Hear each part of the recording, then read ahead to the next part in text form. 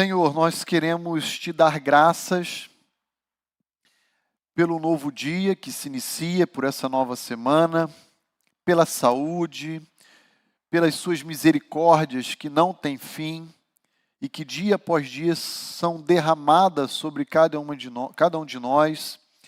Obrigado a Deus pela vida daqueles que nos visitam, que estão conosco. Obrigado a Deus por aqueles que nos acompanham nessa transmissão e que, infelizmente, não podem estar conosco aqui presencialmente.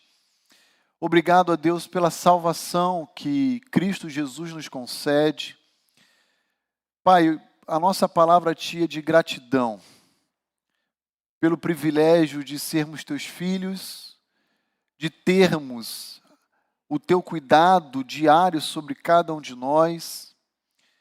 E nesse momento queremos Te pedir que o Senhor nos ajude a deixar de lado toda a ansiedade, toda a preocupação, e a, por um ato de fé, nos lançarmos mais uma vez debaixo do Teu cuidado, descansando na Tua provisão. Pedimos a Deus por todo o tempo de estudo que teremos na manhã de hoje, para que o Senhor nos ensine, para que o Senhor nos instrua, para que o Senhor fortaleça a nossa fé, nos oriente. E pedimos a Deus para que sejamos, ao término dessa oportunidade, mais parecidos com Jesus, transformados pela ação do Teu Espírito, pelo poder da Tua Palavra, e sendo cada vez mais conformados a Cristo Jesus. Obrigado a Deus por tão grande privilégio. Fala conosco, usa as nossas vidas para a glória do Teu nome. Nós Te pedimos isso, com o perdão dos nossos pecados, em nome de Cristo Jesus. Amém. Muito bem, abra comigo sua Bíblia em Atos capítulo 13. Finalmente estamos caminhando para o final desse capítulo um pouco extenso, um dos capítulos mais extensos do livro de Atos até esse momento.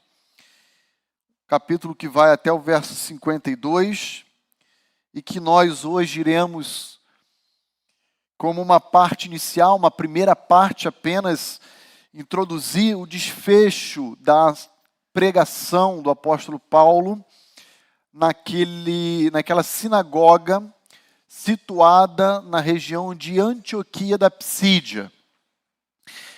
Hoje nós iremos nos propor a analisar os versos 42 a 45, e o que nós vamos ver após essa pregação é esse duplo resultado, esse duplo efeito produzido pela pregação apostólica de Paulo, pela pregação do Evangelho. E eu queria lembrar você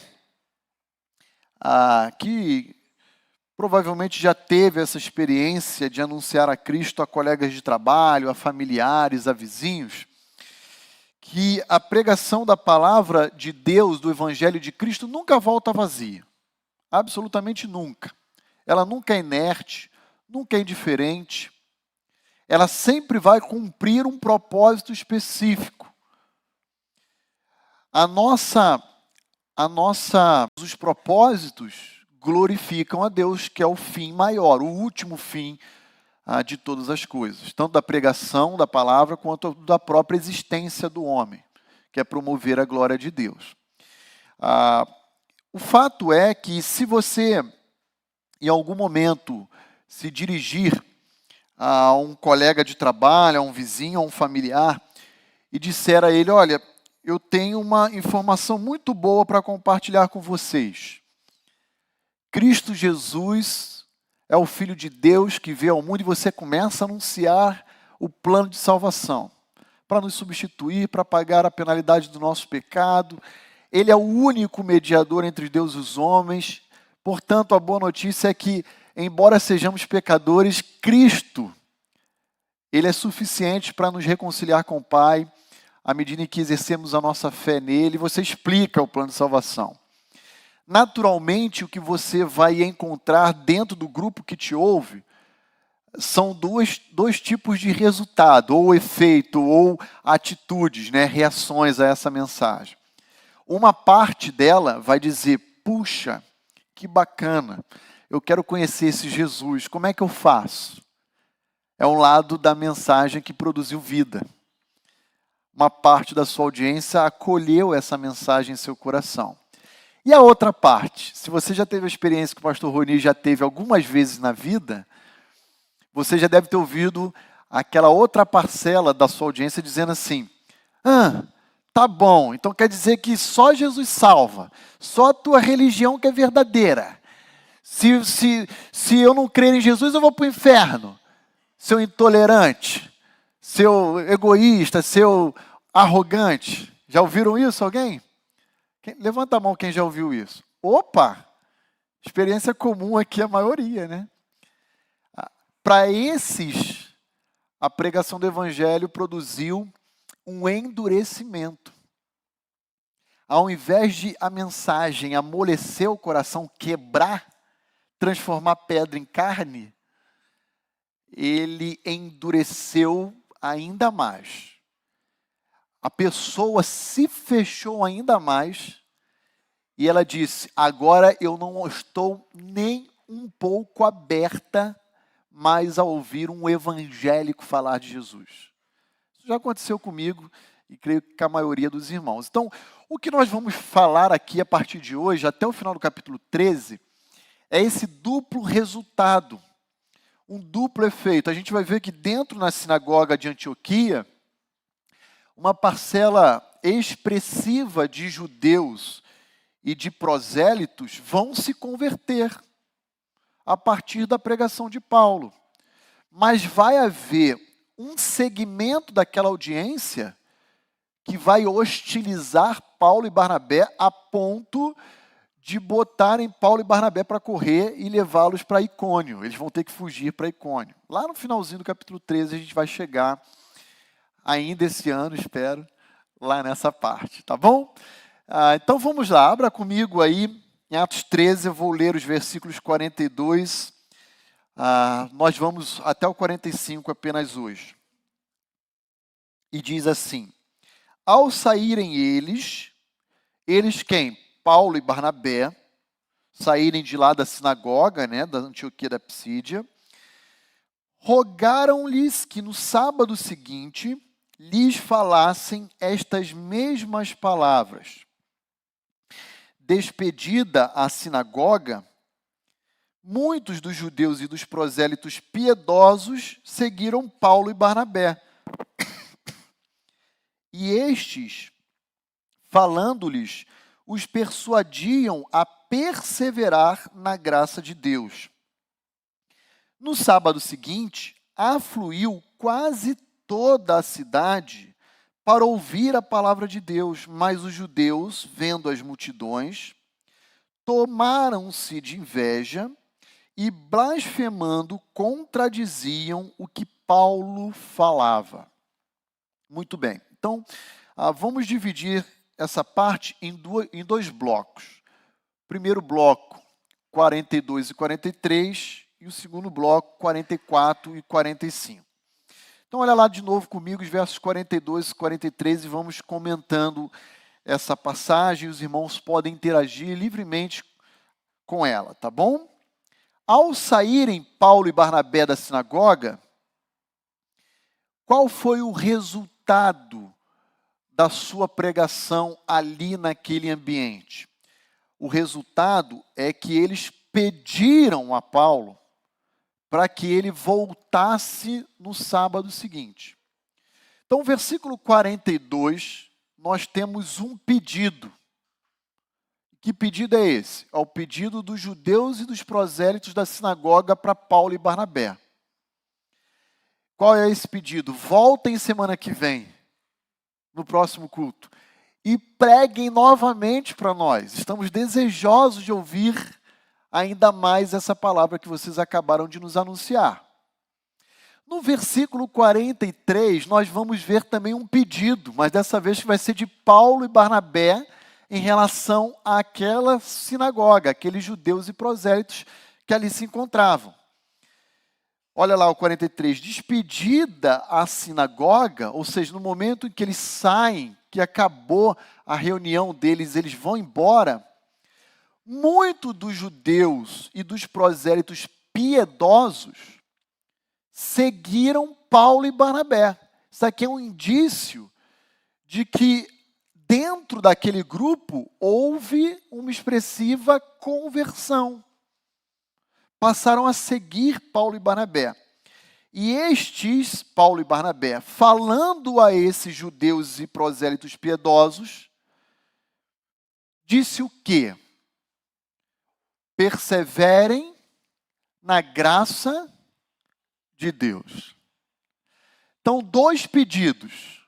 Um no verso 42, outro no verso 43. E qual é a ênfase do pedido apostólico àquela sinagoga? Diz o meu texto aqui na versão revista atualizada. Paulo e Barnabé persuadiram eles a perseverarem ou permanecerem na graça de Deus. Nesse sentido, que eu quero propor aqui com os irmãos hoje, é a gente se debruçar nessa ênfase que o apóstolo Paulo, ele vai oferecer àqueles que acolhem a mensagem do evangelho em suas vidas. Em outras palavras, aos cristãos, a nós como igreja de Cristo. E qual é essa ênfase? Perseverem na graça de Deus. Permaneçam abraçando a fé em Cristo Jesus. Insistam a despeito das lutas e das dificuldades que vocês vão enfrentar daqui para frente.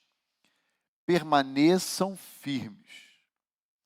Em cima desse conceito apostólico, que não é exclusivo aqui de Atos, mas está repleto na carta de Paulo, nos ensinos do Novo Testamento, os reformadores cunharam uma expressão que é chamada de perseverança dos santos. E que também tem uma outra expressão sinônima, como se fosse um outro lado ou face da mesma moeda, chamada preservação dos justos. Tanto perseverança dos santos ou preservação dos justos se refere ao mesmo conceito, à mesma ideia. Mas esse conceito, ele tem dois lados, como se fosse uma moeda. Tem um lado em que Deus cuida dos seus filhos, do seu povo, e tem um lado em que o próprio povo de Deus, os salvos por Cristo, devem ter em relação ao seu compromisso de salvação com Deus. Em outras palavras, o que eu quero dizer aqui é que há uma dupla ação presente nesse conceito de perseverança. Há uma ação da parte de Deus de preservar os seus filhos, a fé que eles possuem, de cuidar, de proteger, de sustentar o seu povo, para que eles não desfaleçam, mas há também uma responsabilidade humana que cada crente tem que ter a partir do momento em que recebe a Jesus. E que responsabilidade é essa? A Bíblia é clara em dizer para a gente as nossas atribuições, as nossas responsabilidades. Por exemplo, cultivar uma vida de santidade, obedecer e submeter à lei de Deus, à autoridade de Cristo, praticar aquelas disciplinas espirituais, leitura, meditação, oração. Isso é papel nosso. E o que eu quero destacar aqui com os irmãos é esse finalzinho do verso 43, quando Paulo diz: àqueles que acolheram a mensagem que ele acabou de pregar, falando-lhes, persuadiram para que perseverassem na graça de Deus. Continuem daqui para frente insistindo nessa mensagem de que Cristo é a solução para os nossos problemas. Que Cristo é esse? O Cristo ressurreto, aquele que morreu e ressuscitou ao terceiro dia. Então, hoje eu quero trabalhar aqui com os irmãos um pouquinho esse conceito, antes do intervalo, sobre perseverança dos santos, ou preservação dos justos, tá bom? Nesse sentido, eu quero olhar para esses dois lados esses dois lados desse conceito, como se fosse uma única moeda, tá? Então eu quero começar olhando aqui com os irmãos para o lado do cuidado que Deus nos oferece. No momento em que passamos a crer em Cristo Jesus como nosso Salvador, no momento em que assumimos esse compromisso com Ele, Ele assume um compromisso conosco. E como é que Ele assume esse compromisso? Ele promete, Ele assegura a nós que Ele vai nos preservar, Ele vai nos proteger, Ele vai nos sustentar. E aí eu quero lembrar vocês de alguns exemplos que a Bíblia nos oferece dessa preservação de Deus conosco, tá bom? Tá claro isso, irmãos? Então vamos lá, vamos fazer um exercício aqui. Lucas 22, verso 31 a 34. Então abra lá comigo, Lucas 22.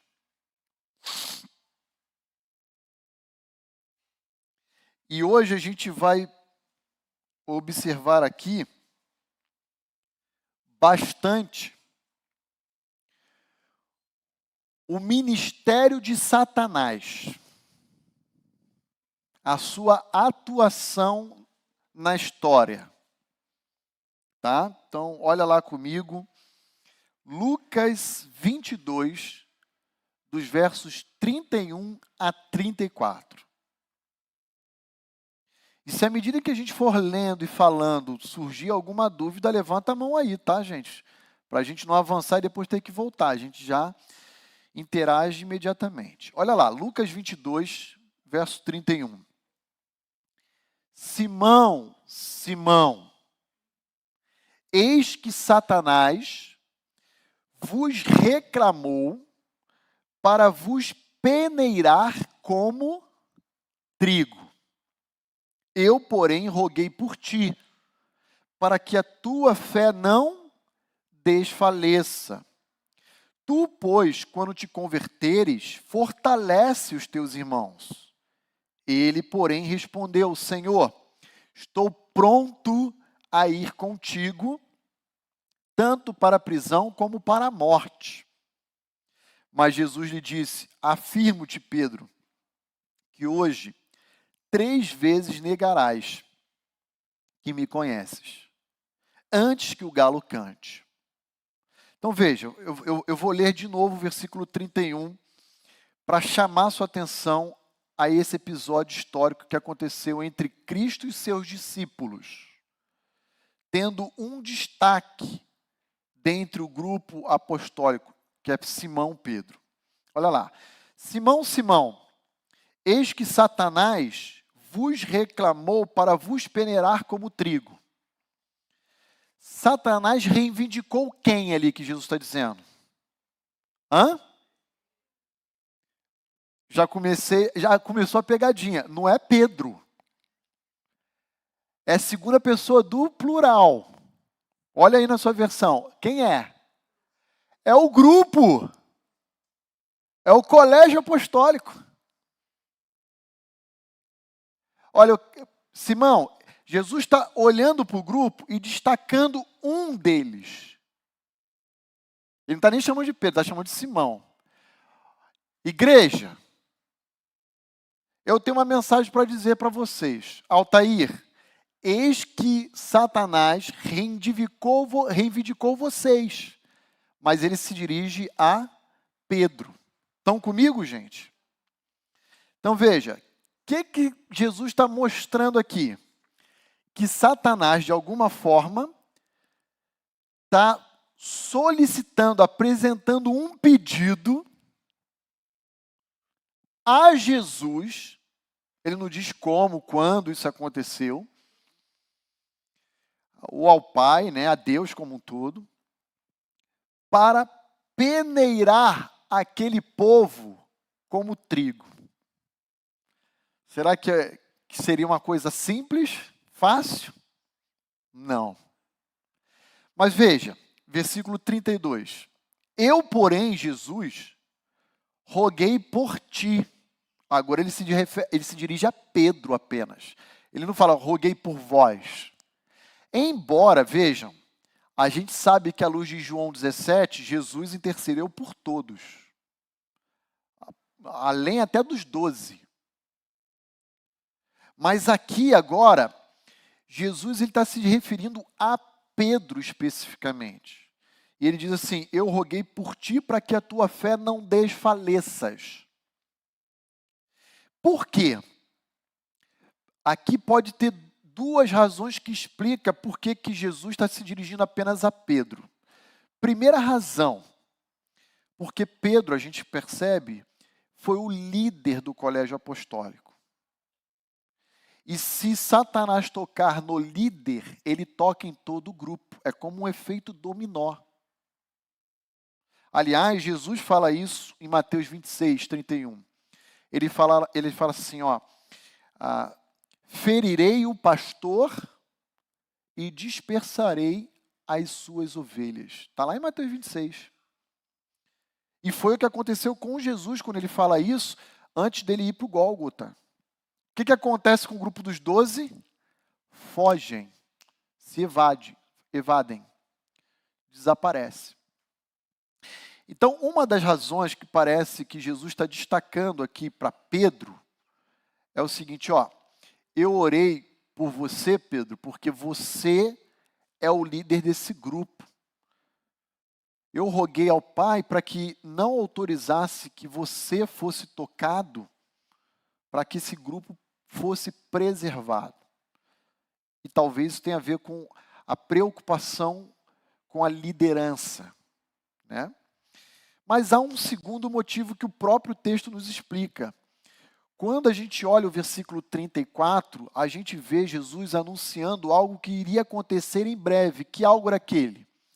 Pedro iria negar publicamente conhecer Jesus. Por 3 vezes antes que o galo cantasse. Lembram disso? E aí Jesus fala assim, ó. Se eu permitisse que Satanás peneirasse vocês, a sua fé, Pedro, e a do grupo, não iria suportar. Vocês não iriam conseguir continuar. Mas eu, Jesus, tenho um propósito com os 12, que é o de plantar a minha igreja sobre a face da terra, e eu vou usar a vida de vocês, e eu vou cuidar e vou impedir que essas coisas alcancem vocês. E foi o que de fato aconteceu. Jesus tem um ministério, até hoje, que a gente vai ver daqui a pouco, à luz de Hebreus 7, 25, que é um ministério de intercessão. Ele está à destra de Deus, irmãos, nesse exato momento, assentado em seu trono de glória, exercendo várias atividades, dentre elas, sabe qual? Intercedendo por mim e por você. Isso é fantástico. Pai, cuida do Ricardo, cuida da Tati. Senhor, não permita com que Satanás toque na Ângela. Eu estou vendo ele cirandar o César. Eu estou vendo ele rodear a irmã, mas Pai, cuida da tua filha, a quem eu resgatei com meu precioso sangue. Não permita com que ele toque no Aliandro, que ele alcance a Cirlei e o Eliezer. Gente, isso é fantástico. Saber que o nosso Redentor não apenas nos conhece pelo nome, mas ele vive para interceder por nós. Por isso que quando a gente chega aqui no versículo 33 e Pedro fala, jamais, Senhor, jamais a minha fé vai desfalecer, eu vou contigo por onde for. Se eu tiver que morrer, eu vou te acompanhar. Jesus fala, calma que não é bem assim. Tu vai me negar antes que amanheça. De hoje para amanhã tu vai me negar 3 vezes.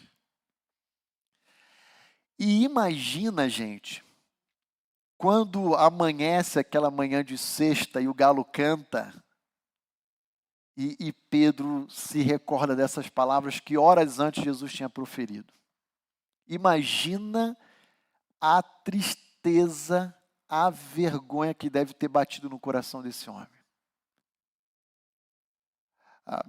E aí Jesus fala, mas eu roguei por ti. Já estou te dando um spoiler, Pedro. Tua fé não vai desfalecer, não. Eu roguei por ti. Então, queridos, o que eu quero destacar aqui em Lucas 22, 31 a 34, voltando para o tema da perseverança dos santos. Nesse primeiro momento, eu quero destacar o cuidado que Deus oferece com o seu povo. Um cuidado constante, um cuidado contínuo. E aqui eu já quero apresentar para vocês uma doutrina que é de satanologia ou demonologia, como você quiser chamar, onde a gente começa a reconhecer o papel, a função de Satanás na história em relação ao povo de Deus. Aliás, diga-se de passagem, Satanás não é um nome do capiroto, é um título que é dado a ele. Porque a palavra Satã no hebraico ou Satanás no grego, ambas significam oposição. Então, quando a gente se refere ao anjo caído como sendo Satanás, ele está dizendo assim, ele é o opositor. Ele é aquele que se levanta ao longo da história para se opor a tudo que Deus ama. Então, Deus ama a família. Então, o que Satanás vai fazer? Se opor à família. Deus instituiu o casamento, o que Satanás vai fazer? Se opor ao casamento, fazer a sociedade desacreditar no casamento.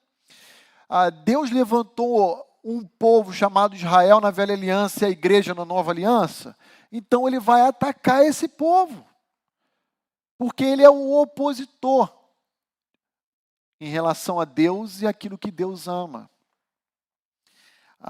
Deixa eu ler algumas outras passagens onde essa oposição fica ainda mais clara. Eu dispenso ler com os irmãos o livro de Jó, porque os irmãos conhecem largamente o livro de Jó. Mas olha comigo uma passagem que se encontra em Zacarias, capítulo 3, na quarta visão de Zacarias.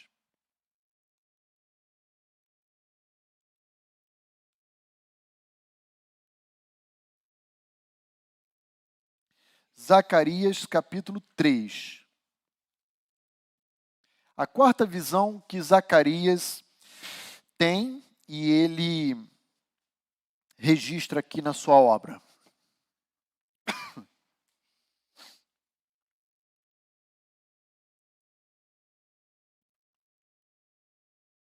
Zacarias 3.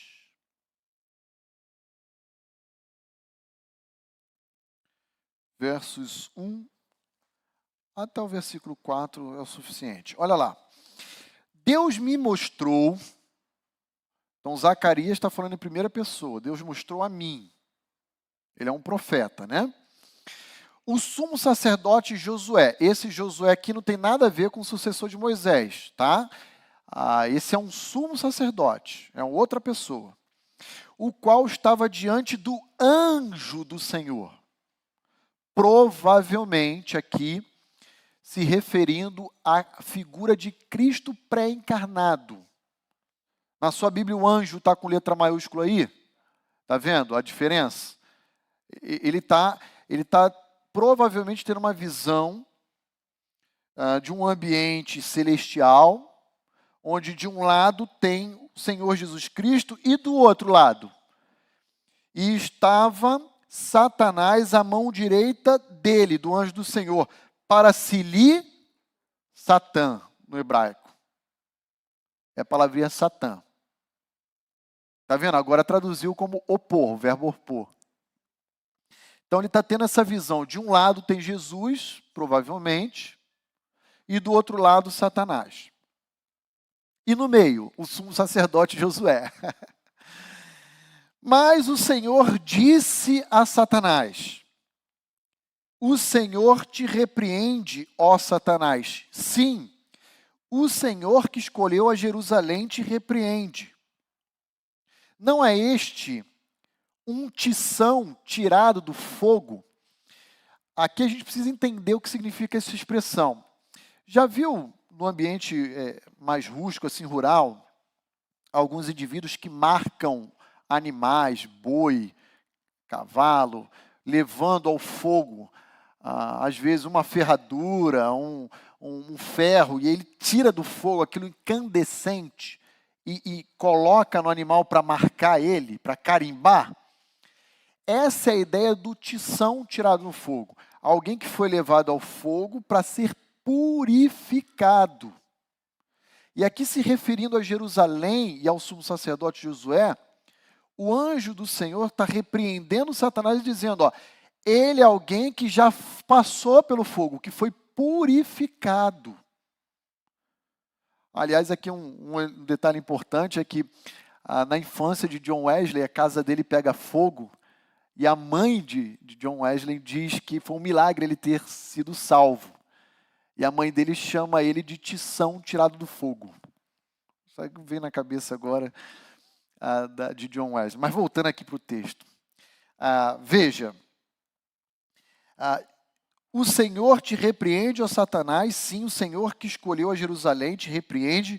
Não é este um tição tirado do fogo? Ora, Josué, trajado de vestes sujas, estava diante do anjo. Tomou o anjo a palavra e disse aos que estavam diante dele, tirai-lhe as vestes sujas. A Josué disse, eis que eu tenho feito que passe de ti a tua iniquidade, e te vestirei de finos trajes. Vou parar por aqui, mas veja, qual é a visão que Zacarias está tendo, ele está registrando? De alguém que foi salvo, purificado e que se encontra diante de Deus ainda com uma veste suja, e o próprio Cristo pré-encarnado diz, troquem ele. É Cristo responsável por nos revestir, por nos limpar. E qual é o papel do capiroto? Acusar, se opor e dizer, ó o Altair aí, ó a Rosana aí, ó o Milton aí, ó. Ele é aquele acusador. Mas essa acusação que Satanás oferece contra o povo de Deus, ela consegue se sustentar e ficar de pé? Não. Ela sempre cai por terra. E por que cai por terra? Porque o nosso Salvador é o nosso advogado. O nosso Salvador é aquele que nos defende, que nos preserva. Está claro isso, irmãos? Então veja, Lucas 22, colégio apostólico, discípulos como um todo. Zacarias 3, sumo sacerdote Josué. Acabou, pastor? Não acabou, não. Olha onde ainda hoje Satanás se encontra. Vai lá comigo em Apocalipse capítulo 12 agora. Apocalipse 12.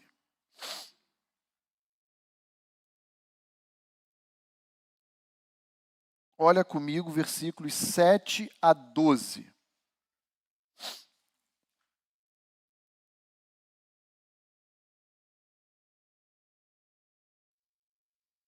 Chay, caiu a transmissão?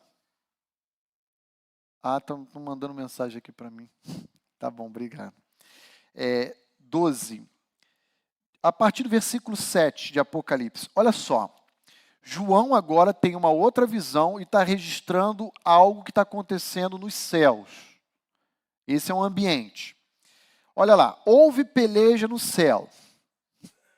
Miguel e os seus anjos pelejaram contra o dragão. Aí você olha para essa passagem e fala, meu Deus, quem é o dragão? Veja que o próprio apóstolo vai dizer para você quem é o dragão. Olha lá. Também pelejaram o dragão e os seus anjos. Então tem dois grupos distintos que se opõem entre si e que estão pelejando, estão lutando.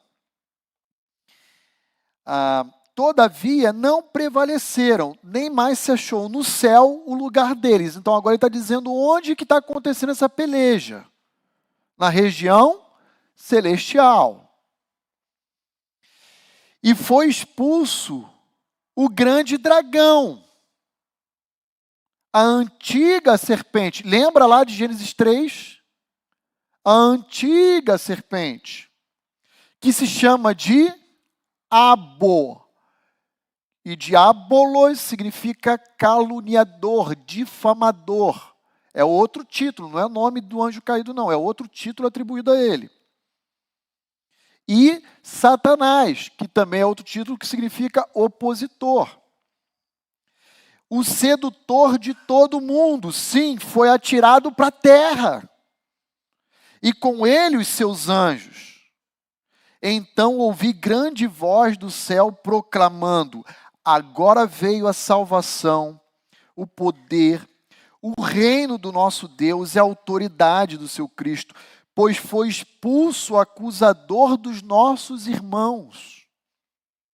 Então veja, qual é o papel de Satanás lá no céu hoje?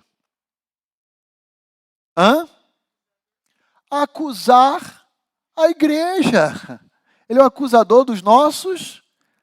Ele está lá falando mal de mim, de você. Ele está lá. Só que isso aqui vai pôr um fim. Quando Apocalipse 12 se cumprir, ele não mais pisará nos céus. Lembra de Jó capítulo 1? No dia em que os anjos vinham comparecer diante de Deus, quem apareceu lá na fila?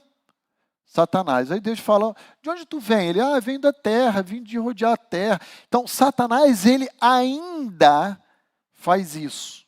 Ora ele está aqui na terra, ora ele vai lá. E quando ele vai lá no céu, o que ele vai fazer? Acusar, irmãos. É isso que Apocalipse 12 está dizendo. Acusar os nossos irmãos. O mesmo que os acusa, com qual frequência? Uma vez por semana? Uma vez por mês? Uma vez por ano? Dia e noite, 24 horas, 7 dias por semana, 365 dias ou 366, dependendo se for ano bissexto. Está lá, diante de Deus, acusando o Renan, a Leila, a Valéria, e assim por diante. Diante do nosso Deus.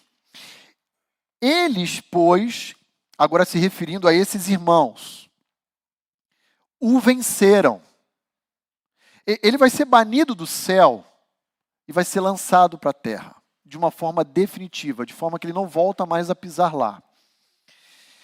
Mas ele está dizendo que esses irmãos, que aqui em Apocalipse 12 se refere, são os mártires da tribulação. Homens que morreram ao longo da perseguição e que se encontravam no céu. E eles o venceram por causa do sangue do Cordeiro e por causa da palavra do testemunho que deram, e mesmo em face da morte não amaram a própria vida. Então sabe como é que se vence Satanás? Não é dando 3 pulinhos, fazendo figa, usando romã, essas mandigas aí que tem no segmento gospel.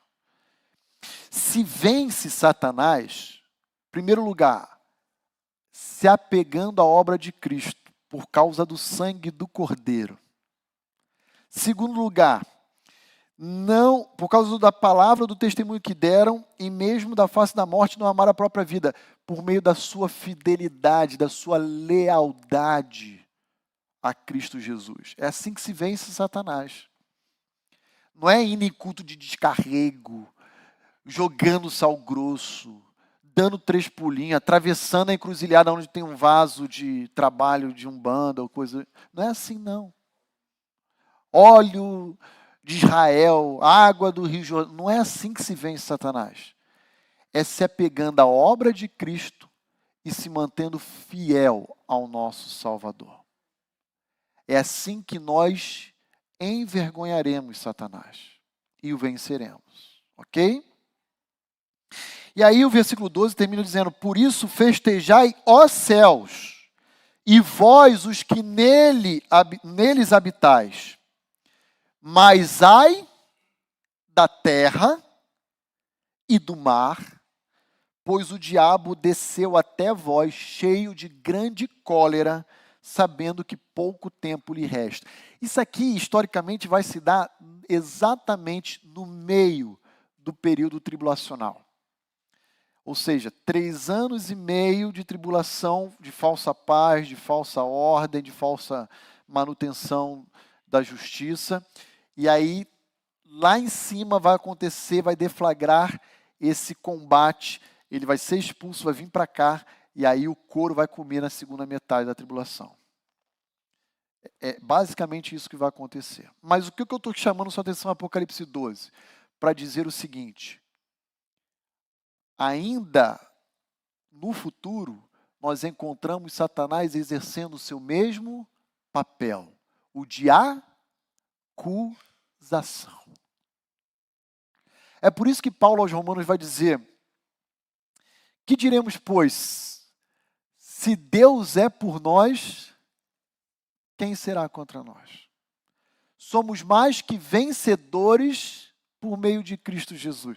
A defesa de Paulo na sua carta aos Romanos é: não há mais nenhuma condenação para aqueles que estão debaixo da cruz de Cristo, do Evangelho de Jesus. Amém, irmãos?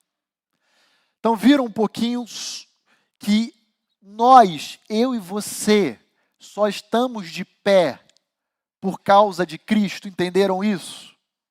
Que se Jesus não nos sustentasse, nós já muito teríamos abandonado. Entenderam isso, irmãos? Que se você se mantém fiel, é porque não é mérito seu, mas na verdade é a ação de Deus de preservação sobre você. Por isso que do início ao fim a glória é apenas de quem? De Deus. De Deus. A glória é apenas de Deus, exclusivamente dele. Agora, abra lá comigo em Hebreus capítulo 7. Essa passagem que eu havia mencionado para os irmãos. Versículo 25. Hebreus 7, verso 25.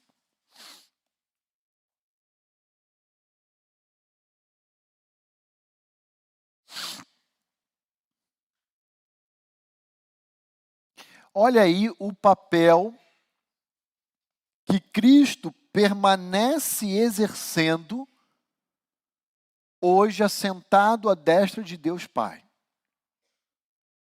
Olha lá, por isso também ele pode salvar totalmente os que por ele se chegam a Deus, vivendo sempre para Pai.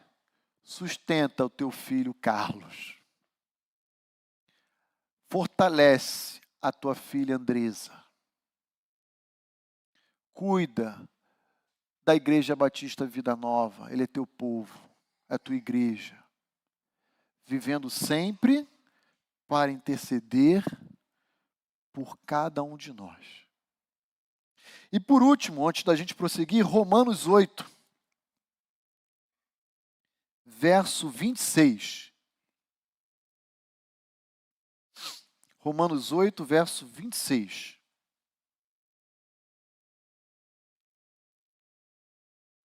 Olha lá. Você acha que apenas o Filho que intercede por nós? Olha lá, Romanos 8, 26. Também o Espírito, semelhantemente, nos assiste. Assistir no sentido de auxiliar em nossa fraqueza. Porque nós não sabemos orar como convém, mas o mesmo Espírito intercede por nós sobremaneira, com gemidos inexprimíveis. Então aqui tem duas questões nesse verso que eu quero chamar a sua atenção. Primeiro, eu e você não sabemos como orar de forma perfeita, agradável a Deus. Nós nos esforçamos, mas ainda não alcançamos lá aquele nível que um dia teremos. E segundo, o contexto em que Romanos 8, 26 afirma de intercessão do Espírito em nosso favor é um contexto de fraqueza, fragilidade. Senhor, eu não tenho força diante da luta que está diante de mim, eu não tenho força. E o Espírito sai em nossa defesa e intercessão e diz: Pai, fortalece o Roni, fortalece a Vanessa, o Juliano, o Ronaldo, a Elisângela, dá força, renova a esperança. É o Espírito que intercede por nós. Ok, irmãos, então falamos aqui da preservação que Deus oferece ao seu povo. O cuidado que Ele derrama sobre nós diariamente. Está claro? Alguma dúvida? Danilão, fazer o microfone chegar até ele lá. Pois não, querido. Oi, teste. Bom dia, irmão. Bom dia, pastor. Eu tenho uma dúvida sobre esse texto de Romanos 8. Na verdade, só para esclarecimento mesmo, quando ele diz que nós não sabemos orar como convém, nós não cremos em palavras mágicas, em orações rebuscadas, que são capazes de tocar o coração de Deus. Então, eu não imagino que ele está dizendo aqui que não saber orar como convém não é usar palavras certas. O que ele quer dizer com isso, então? Será que é algo mais relacionado de fato, ele intercede por nós quando nós nem sequer lembramos de orar, nós não temos uma rotina de oração como deveria, nós não levamos tudo a Deus em oração, ou ele está realmente relacionado a algum tipo de comunicação com Deus de uma maneira mais eficiente? É frequência e constância ou é conteúdo da oração? Então, Danilo, sua pergunta é ótima, mas eu acho que esse questionamento sobre frequência, ou como é que você falou no final? Frequência e constância. Constância, regularidade, eu acho que ele não está dentro do escopo de Romanos 8, 26. Estaria na carta de Paulo a Tessalônica, orar sem cessar, aí em outro contexto. Aqui me parece que o contexto de Romanos 8 é um contexto de sofrimento, que a igreja de Roma estava experimentando. De diversas formas esse sofrimento. E aí o que Paulo quer encorajar aqueles irmãos é dizer assim, mesmo quando você encontra-se fraco, sem forças, você não está desprotegido ou sozinho nesse momento, porque o Espírito sai em seu socorro para te assistir. Então, aqui a ideia não é tanto relacionada à frequência. Em relação à parte inicial que você colocou sobre palavras mágicas, eu ratifico. Oração não é baseado como é a reza, a repetição de vãs palavras, de palavras iguais, sempre na mesma forma.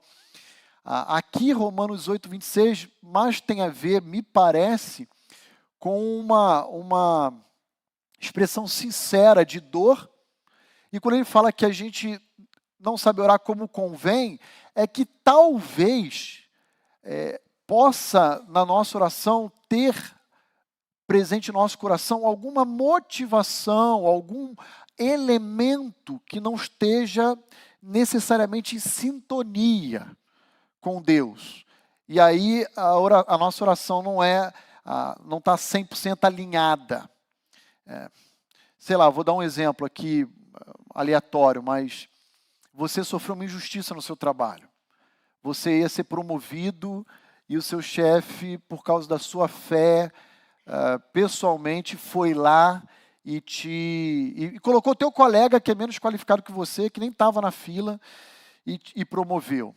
Aquilo te chateia de tal forma que, sei lá, você vai falar, não, eu sou cristão, vou orar para que Deus alcance e derrame a salvação na vida dele. Mas no seu coração está aquela amargura, aquele ressentimento, né? E é uma oração que às vezes o conteúdo aparentemente está até certo, mas não convém na sua totalidade, porque pode ter algum elementozinho ali na sua oração de vingança, de justiça própria, de rivalidade, ou sei lá, estou aqui elucubrando, né? Então, eu ficaria, à luz de Romanos 8, 26, Danilo, com essa questão de fraqueza, que é o que o contexto define, a conveniência daquilo que a gente apresenta a Deus em oração e esperança no sentido de que quando não temos forças, o Espírito sai para nos sustentar, nos preservar. Eu ficaria nessa. Em relação à frequência, regularidade, aí sim, orar sem cessar, aí eu iria para outras passagens. Ajudou de alguma forma? Ajudou sim. Obrigado. Beleza. Ângela, aqui.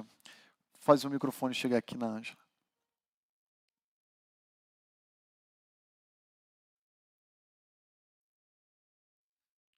Não, acho que não foi. Há pouco tempo, coisa de um mês, eu acho que no nosso grupo de oração, não sei qual foi, que teve um pai que ele estava pedindo oração pelo filho, que tem lutado contra o câncer, né? E o pai ali, eu não sei se os irmãos ouviram, e ele teve um momento que ele muito angustiado, e assim, ele falou, irmãos, pedindo oração, que a gente estivesse junto com ele, porque ele ainda não, ele estava tão desesperado naquele momento, que ele não estava sabendo, não tinha chegado, colocado isso diante de Deus, nesse momento. Uhum. Então, ali, e a gente ouvindo ele, eu acredito que seja nesse momento. Ele estava ali tão angustiado naquela situação que ele não conseguia expressar o que ele iria falar para o Senhor naquele momento. Então, acredito que seja nesse momento, né, que a gente fica sem saber, Senhor, o que é? Né? Falta palavras, porque a gente crê, mas o nosso coração, que é a nossa vontade, né? Então, exato. Esse pai foi, eu ali, quando eu falei, mostrei para o César, foi muito, nós sentimos a dor daquele pai, sem saber, não é que faltava fé, mas faltava palavras, o que ele ia pedir ao Senhor naquele momento, né? Uhum. Assim, cada um de nós tem a nossa experiência, né? Eu já tive uma experiência dessa. Quando nós perdemos o nosso primeiro bebê, a minha esposa começou com um sangramento, nós corremos, ligamos para a médica e corremos lá em São Paulo para a maternidade. E a médica foi ao nosso encontro lá, e a Glaucia já tinha passado por uma triagem, e a médica já tinha falado, provavelmente você está abortando. Foi um aborto espontâneo. Era o nosso primeiro bebê, a gente já fica meio paranoico, será que a gente não vai conseguir ter outros? Passa uma série de crises na nossa cabeça.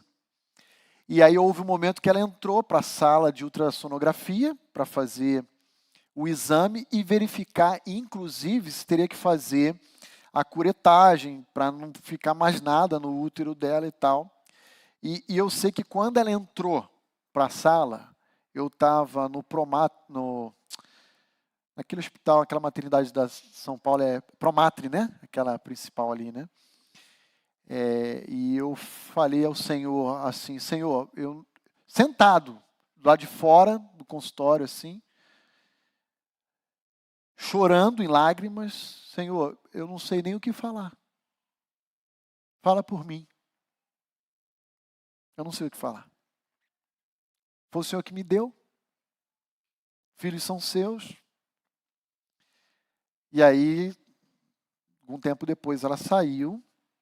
O médico falou que realmente ela já tinha abortado, não houve necessidade de fazer curetagem e que o útero dela estava limpo.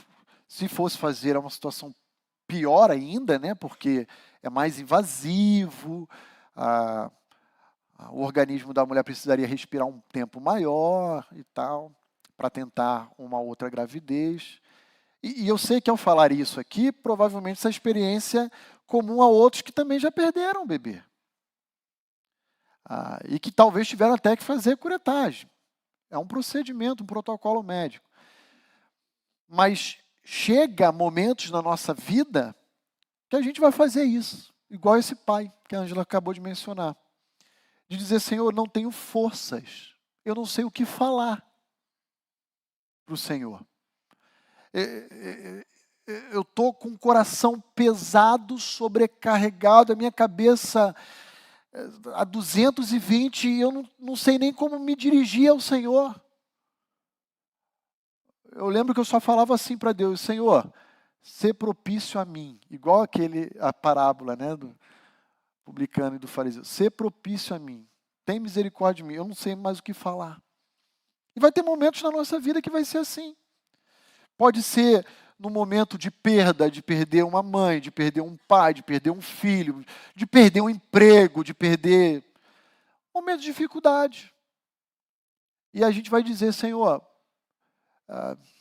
saia ao meu encontro, porque eu não tenho forças. Mas sabe o que é o melhor de tudo isso? Que nós temos essa promessa, que Deus vai dizer, eu saio ao seu encontro, Walter. Eu vou até você, Aloísio. E fala nada não, porque eu já estou falando por você. É isso. Entendem isso? É Hebreus 7:25 dizendo, eu intercedo por eles. E é Romanos 8:26 dizendo, está fraco, não sabe como orar? Deixa que eu vou fazer por você. O Espírito Santo. É claro que isso não exclui, né, quando a gente está lúcido, tranquilo, nosso papel. Mas há momentos, gente, que a gente precisa, mais do que nunca, dessa intervenção do nosso Salvador. Ok, gente? Está claro isso aí? Então tá bom. Mais alguma dúvida? São 10:10 aqui no meu relógio. Vamos sair para o nosso café?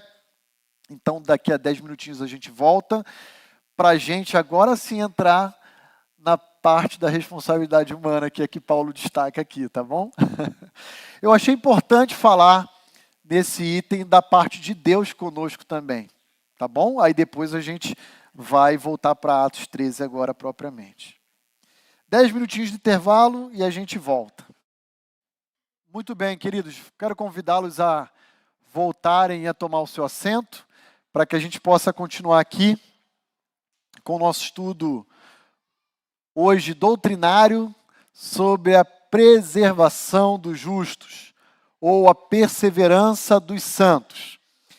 Falamos antes do intervalo, durante o nosso primeiro tempo, que Satanás tem um ministério bem específico ao longo de todo o drama da redenção.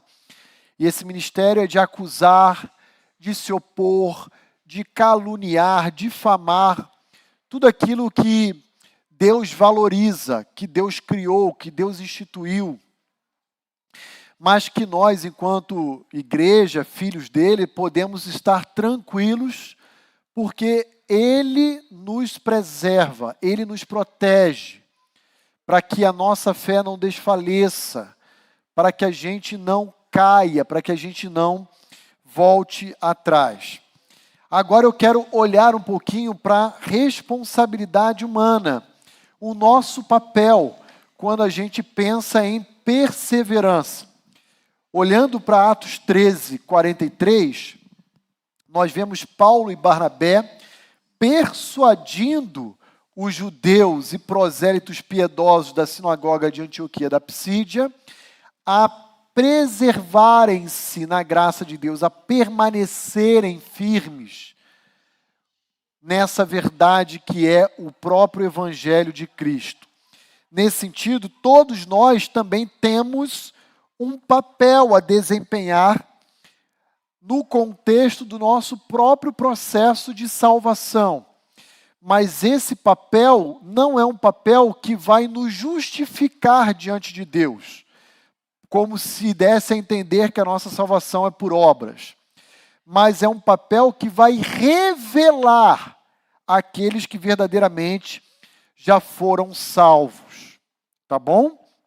Então vou repetir aqui para não haver nenhum mal entendimento ou má compreensão. O nosso papel, a nossa responsabilidade humana, em termos do processo de salvação, não deve ser compreendido como um ato de justificação da nossa própria salvação. Mas o nosso papel, ele vai evidenciar, vai revelar aqueles que já foram de fato salvos por Cristo Jesus. E nesse sentido, veja bem comigo aí algumas passagens, eu vou pedir a interação dos irmãos, onde o próprio apóstolo Paulo vai também incentivar diferentes contextos, diferentes igrejas a desempenharem o seu próprio papel, a sua própria responsabilidade. Então vamos lá. Filipenses capítulo 2.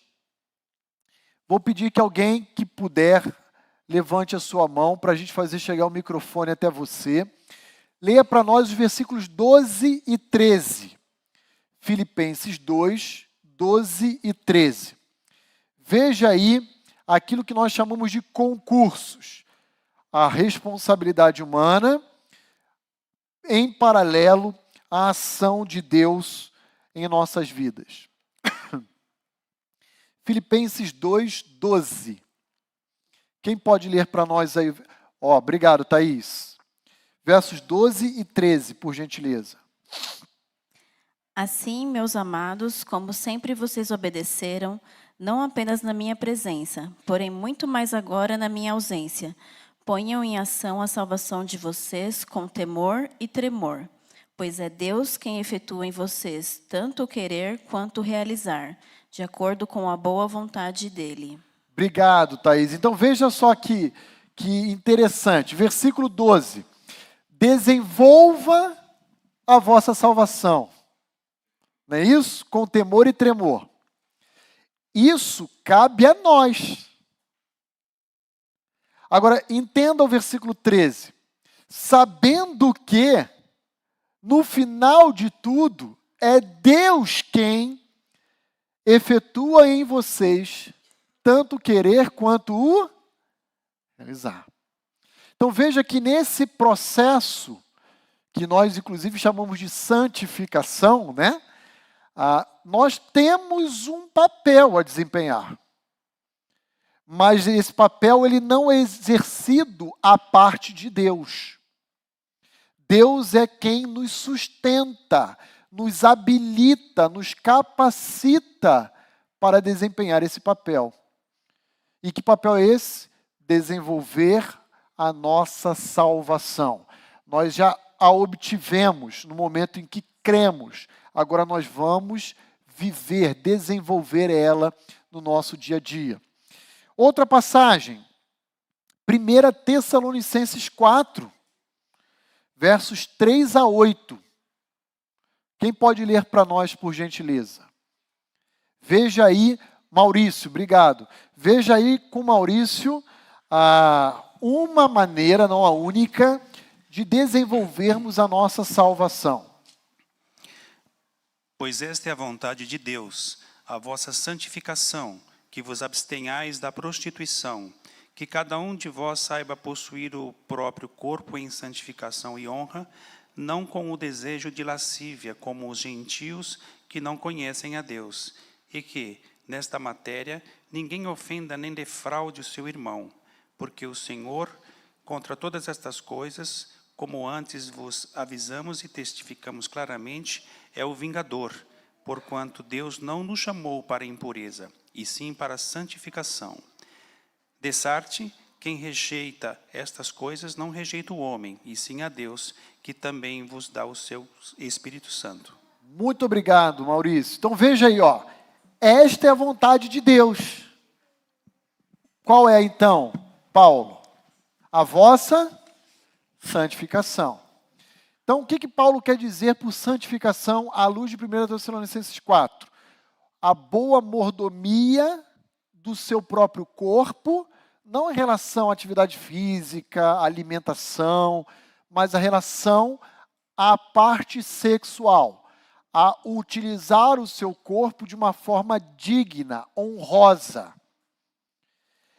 De maneira que no versículo 8 ele conclui dizendo assim: quem faz mau uso do corpo não está rejeitando o apóstolo Paulo, está rejeitando a Deus. E é assim que ele termina esse bloco. Então essa é mais uma das maneiras em que nós podemos desenvolver a nossa salvação, como diz Filipenses 2,12, ou como diz o apóstolo Paulo em Atos 13:43, de preservarmos, permanecermos no Evangelho de Cristo, na graça de Deus. Uma última passagem para a gente poder avançar, por causa do nosso horário. 1 Coríntios 15:58. Olha só mais um pedido expresso de Paulo para perseverarmos no Evangelho de Cristo, na graça de Deus. 1 Coríntios 15, 58. Quem pode ler para nós? Altair. Obrigado, Altair.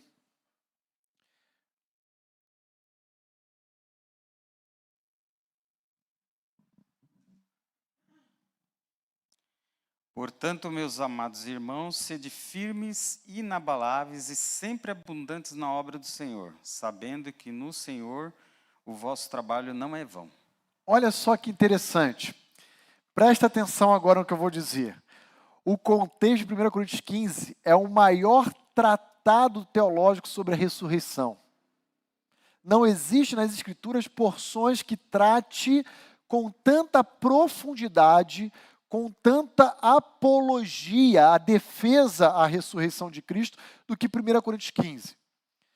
E por que Paulo faz isso? Porque dentro daquela igreja haviam pessoas já desconfiadas de que Jesus nunca ressuscitou.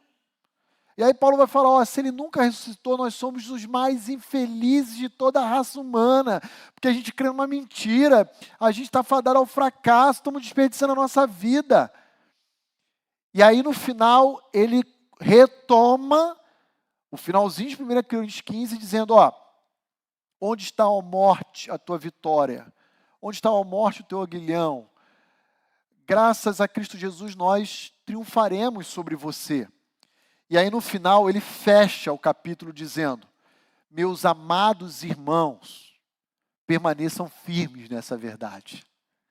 Sejam inabaláveis. Preservem-se, preservem a fé de vocês, confiando que Cristo ressuscitou e que a sua vitória sobre a morte também agora é nossa, nos está prometida também, nos está assegurada pelo nosso próprio Salvador. Sejam firmes, inabaláveis, constantes, sempre abundantes na obra do Senhor, sabendo que o vosso trabalho, o vosso ergo, o vosso esforço, labor, não é vão no Senhor. Nada do que vocês estão vivendo será desperdiçado por Deus. Isso é incrível. Isso é fantástico. É por isso, irmãos, que a gente vai ver a partir de semana que vem, que Paulo em Atos 13, 43 está dizendo para aqueles irmãos que se converteram a partir da sua pregação. Olha, perseverem, porque sabe o que vai vir a partir de agora contra vocês? Perseguição. Pau, couro, vai vir em cima de vocês. Como a gente vai ver a partir de semana que vem, que veio sobre Paulo e Barnabé. Mas Paulo vai dizer, não olhem para trás, permaneçam firmes. O autor da carta aos Hebreus vai dizer isso também. Olha, ainda não chegou o momento de derramar sangue. Não apostatem, não voltem atrás, não voltem para o judaísmo, não abandonem a fé. Esse é o nosso papel. A gente tem que perseverar. Esse é o lado da perseverança dos santos que compete a nós observarmos. De a despeito das dificuldades, nos apegarmos que o Espírito Santo, que Jesus Cristo estão todos ao nosso lado e que mesmo tendo prejuízos, perdas ao longo dessa vida, nós estamos sendo cuidados e sustentados por Ele. Apegue-se a isso. Apegue-se a isso. Permaneçam firmes. Tem uma comunidade, eu não gosto de chamá-la de igreja, embora o nome dela tenha esse título. Mas é IURD. IURD. Já ouviu? Igreja Universal do Reino de Deus. E até pouco tempo atrás, eu acho que em algumas comunidades ainda tem essa mensagem, mas até muito pouco tempo atrás tinha uma espécie de banner e às vezes outdoor com a seguinte mensagem: venha para cá, e embaixo, pare de sofrer. Já viram isso? Alguém já viu, além de mim? Aí, várias gente está aqui para confirmar o que eu estou dizendo. Venha para cá, aí aquele coração com a pomba, assim, né? E pare de sofrer. Gente, eu vou dizer uma coisa para os irmãos, essa não é a igreja de Cristo. Porque adentrar a porta da igreja é um convite ao sofrimento. Nessa vida aqui, tá? Nessa realidade terrena. Jesus fala, no mundo tereis aflições, mas tem de bom ânimo.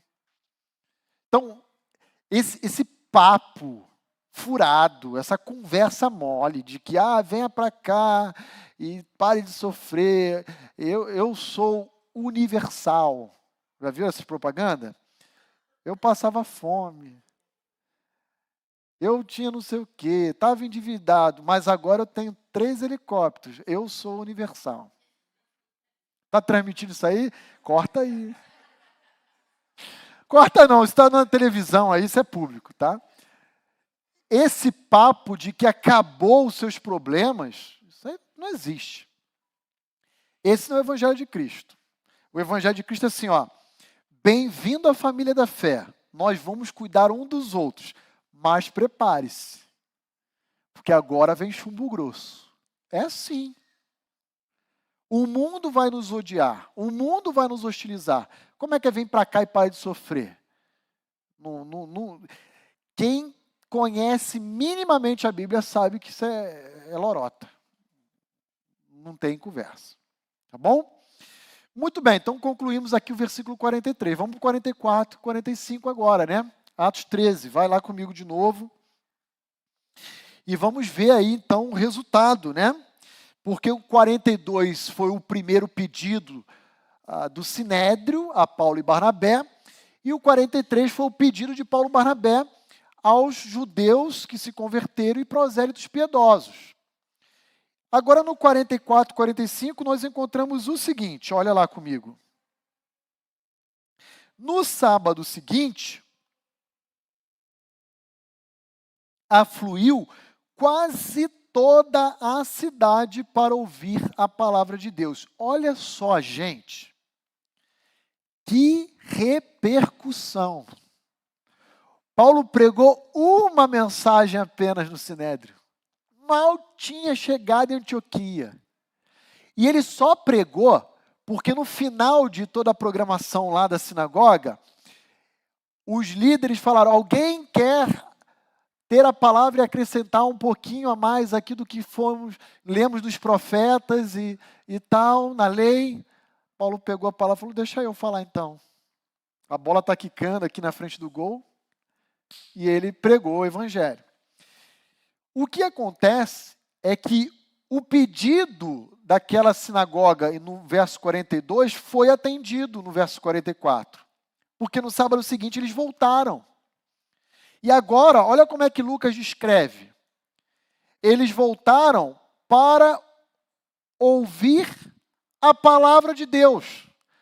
Veja que agora Lucas está dizendo que aquela mensagem que até então era recebida pelos judeus da sinagoga e os prosélitos como uma novidade, já foi recebida como sendo palavra de Deus. Ao longo da semana, provavelmente, houve um desdobramento por parte da comunidade, né, sobre aquilo que eles ouviram na sinagoga por Paulo e Barnabé, de forma que todo mundo veio, quase toda a cidade. Aqui há uma ênfase de Lucas para dizer, foi de fato surpreendente o desdobramento daquela mensagem. Abre aqui um parêntese rapidinho. Eu também fico surpreso agora, compartilhando com os irmãos um pouquinho, da repercussão das nossas transmissões, gente. Vocês não imaginam quantas pessoas nos conheceram nessa pandemia por causa de transmissão. Pessoas de vários estados do Brasil que estão inscritos no nosso canal e nos acompanhando. Há pouco tempo atrás, o pessoal da mídia, acho que foi no Spotify, a Chay pode me corrigir se estiver errado, tem uma ferramenta de rastreamento de acesso. identificou acesso não sei se era aula, DBD ou de culto, se era dos dois, na Europa, nos Estados Unidos, gente acessando o nosso canal. Eu nunca conheci as pessoas, às vezes as pessoas me conhecem, eu não sei quem é.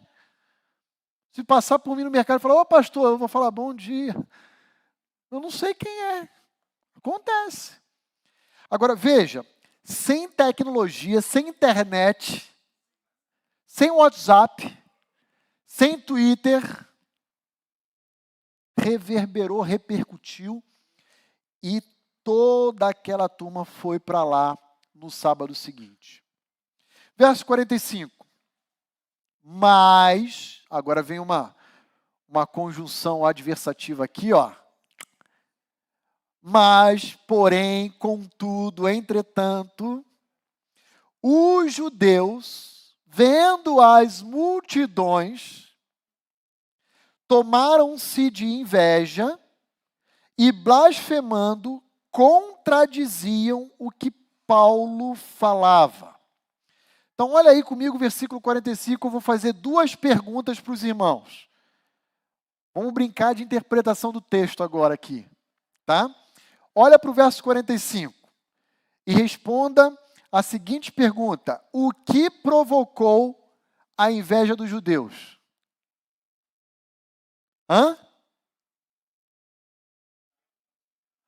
As multidões. As multidões.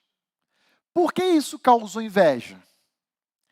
Porque aquela sinagoga jamais tinha conseguido impactar a cidade como Paulo em uma única mensagem. Aqueles judeus ficaram mordidos, revoltados. Segunda pergunta. O que os judeus fizeram, então, motivados pela inveja, diante daquela multidão? Dois verbozinhos aí. Blasfemaram e tentaram desconstruir para desmoralizar Paulo e Barnabé. Agora veja, o que é blasfemar? É fazer afirmações ofensivas, não é contra Paulo e Barnabé, é contra Jesus. A gente não sabe qual foi o teor da blasfêmia que aqueles judeus proferiram, ok? Mas o que a gente sabe é que alguma coisa em torno assim de algo, por exemplo, esse Jesus é maldito mesmo, foi bem que ele tenha sido morto por nós, pelo nosso povo. Alguma coisa assim. Isso é blasfemar. É insultar a figura de Jesus. E depois tentaram contradizer Paulo. Veja, esse Jesus, que é o Filho de Deus, morreu e ressuscitou ao terceiro dia? Que nada, ele está morto, ressuscitou coisa nenhuma. Tentou desconstruir a mensagem que Paulo estava pregando. Né? Então aqui, gente, a gente começa agora, no verso 45, a observar o primeiro desdobramento, o primeiro efeito, o primeiro resultado que a pregação do Evangelho produz no coração do homem. Esse grupo, a palavra cortou para a vida ou cortou para o endurecimento do coração deles? O que vocês acham? Para o endurecimento. Para o agravamento do juízo condenatório que haveria de vir sobre eles no futuro. Então, observa que nem sempre o Evangelho é bem recebido. Aqui a gente tem um exemplo claro disso. Agora veja, deixa seu dedo em Atos 13 e vai comigo em Isaías 55. A gente já vai terminar, tá? Já são 11 horas. Vai lá comigo em Isaías 55 e olha comigo versículos 10 e 11. Eu vou ler por causa do nosso tempo.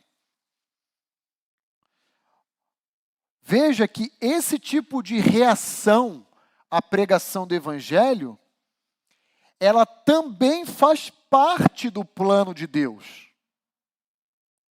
ela não surpreendeu a Deus, e muito menos os apóstolos. Eles já estavam preparados para isso. Por quê? Porque Paulo, especialmente, conhecia bem o Antigo Testamento. E olha só o que o profeta Isaías fala a respeito da palavra de Deus. Olha lá. Porque assim como descem a chuva e a neve dos céus, e para lá não tornam, sem que primeiro reguem a terra, e a fecundem, e a façam brotar para dar semente ao semeador e pão aos que come, assim será a palavra que sair da minha boca. Não voltará para mim vazia, mas fará exatamente o que me apraz e prosperará naquilo para que a designei.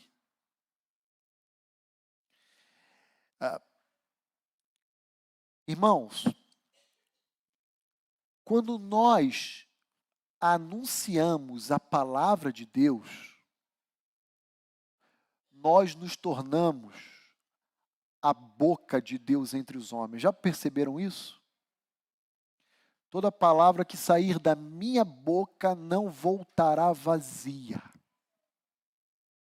Se você abre a boca para proferir a palavra de Deus, a sua boca passou a ser a boca de Deus.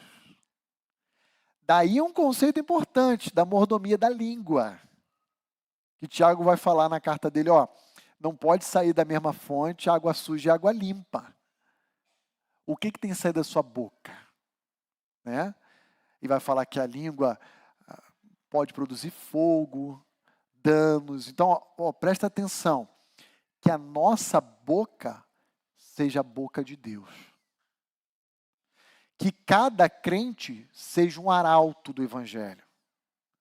Que cada discípulo seja um porta-voz de esperança. E quando vivermos isso, teremos a segurança de que assim como a chuva ou a neve vem, rega a terra, fecunda, brota, hidrata, para gerar fruto e dar comida e alimento ao homem, assim a palavra de Deus também fará. Ela não voltará vazia, antes atingirá o propósito que Deus estabeleceu para ela. Está claro isso, irmãos? Muito bem. Então vamos olhar uma outra passagem ainda. Isaías capítulo 6. Volta mais umas páginas aí da sua Bíblia. Isaías 6 é um capítulo curto. A primeira metade vai falar sobre a visão e o chamamento, a convocação de Isaías para o ministério profético. Mas veja bem comigo a partir do versículo 8 de Isaías 6. Que tipo de ministério Isaías exerceu? E eu vou falar uma coisa para os irmãos. Eu não queria estar na pele de nenhum dos profetas, pastor Vitor. Que dureza. É cada um que vivenciou a situação mais difícil que a outra. Isaías foi chamado por Deus para pregar, não era para conversão, é para o endurecimento do povo. Isaías entra em parafuso. Oséias foi chamado por Deus para ilustrar o amor que ele tinha com Israel através do casamento de Oséias com uma prostituta cultual. Jeremias nem se fala. Deus chamou Jeremias, ele é chamado de profeta chorão, para que ele pudesse anunciar a sentença sobre o reino do sul e visualizasse o cumprimento daquilo que Deus ia fazer com aquele povo. Só desgraça, O único profeta que deu certo foi Jonas, e ainda o miserável lá ainda reclamou. Vou te contar, hein? Então, gente, hoje tem uma modinha aí fora de ser profeta, de ser apóstolo, né? Que isso reivindica, avoca autoridade, admiração. Isso é besteira. besteira de marca maior. Não tem profeta hoje no sentido antigo que tinha. Não tem apóstolo hoje no sentido antigo que tinha. Para com isso. Não cai nessa conversa mole, não. Se ouvir alguém falando isso, avocar esse título, pode falar. É charlatão, é falso. Olha lá, Isaías 6, de 8 em diante. Depois disto, depois então que ele foi chamado, seus lábios foram purificados, eu ouvi a voz do Senhor que dizia: a quem eu enviarei, Isaías? E quem há de ir por nós? Disse Isaías: eis-me aqui, Senhor, envia-me a mim. Versículo 9, então disse Deus: vai e diz a este povo: ouve, ouve, não entendais. Vede, vede, mas não percebais. Torna Isaías insensível o coração deste povo, endurece-lhes os ouvidos e fecha-lhes os olhos, para que não venha ele a ver com os olhos, a ouvir com os ouvidos e a entender com o coração e se converta e seja salvo. Olha isso. Isaías, eu estou te levantando para colocar na tua boca a minha palavra, e à medida que você pregar, ao invés de salvar, vai cegar, ensurdecer, endurecer o coração desse povo. Sabe por quê? Porque eu não quero que eles sejam salvos. Gente, ai, isso arrepia. Porque a gente está muito familiarizado e acostumado a dizer, não, Deus é amor. Mas olha aqui Deus dizendo para Isaías, eu não quero que eles se convertam e sejam... Está lá, gente. Chegou a hora deles. Então disse Isaías, até quando, Senhor, eu vou ficar pregando essa mensagem? E Deus lhe respondeu, até que sejam desoladas as cidades e fiquem elas sem habitantes. Até que as casas fiquem sem moradores e toda a terra seja assolada. E o Senhor afaste dela os homens, e no meio da terra seja grande o seu desamparo, e assim por diante. Veja, por que o pastor Roni está citando Isaías 55, Isaías 6? É para ensinar a Igreja Batista Vida Nova que a pregação da palavra, ela não é exclusiva, ou pelo menos ela não objetiva exclusivamente a salvação do homem. A pregação da palavra também serve a um propósito diferente, de agravar o juízo condenatório dos ímpios. E isso aqui é muito sério. Ah, mas se alguém morreu sem ouvir o evangelho, vai para o inferno? Vai para o inferno. Ah, mas e aquele que morreu tendo ouvido o evangelho milhares de vezes e endurecido o seu coração? Esse vai também para o inferno. Só que com um detalhe, um juízo com maior rigor. Um juízo mais severo. E aí você vai me perguntar, mas pastor, onde está isso na Bíblia? E aí eu vou parar por aqui a aula de hoje, Mateus capítulo 11. Vai lá comigo. E eu prometo que eu encerro a partir de agora. Mateus 11, versos 20 a 24. Veja nessa passagem o próprio Senhor Jesus Cristo diferenciando a severidade do juízo que haveria de recair sobre alguns ímpios. Alguns de Sodoma, outros de Tiro, de Corazim, com Jerusalém. Olha só o que Jesus vai dizer em Mateus 11, 20 a 24. Passou então Jesus a increpar as cidades nas quais ele operara numerosos milagres. Sabe o que é increpar? É reprovar, é condenar. Ele passou por essas cidades, agora dando uma sentença de reprovação. E que cidades eram essas? As cidades onde ele operou numerosos milagres. Onde ele pregou, onde ele realizou atos sobrenaturais, e todo o povo foi exposto as suas ações, ao seu ministério terreno. Olha o finalzinho do verso 20. Pelo fato de não terem se arrependido. Então agora vai vir o juízo condenatório. Aperta o cinto aí, ó. Ai de ti, Corazim. Ai de ti, Betsaida. Porque se em Tiro e em Sidom se tivessem operado os milagres que em vós se fizeram, há muito que elas se teriam arrependido com pano de saco e cinza. Lembra lá de Nínive? Panos de saco e cinza. Lembram disso? Arrependimento nacional em Nínive. Mas Corazim e Betsaida, vocês não se arrependeram.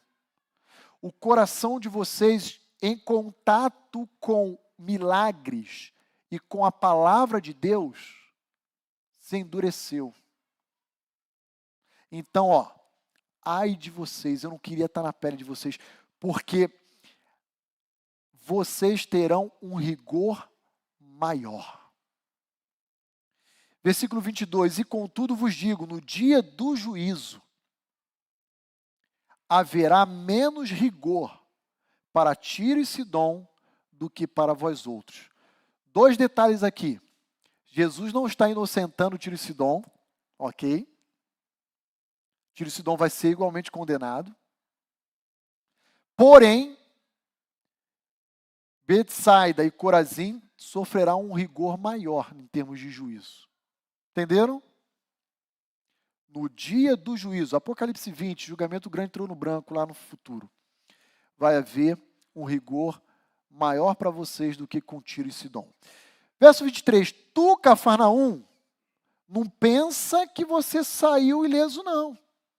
Elevar-te-ás porventura até o céu?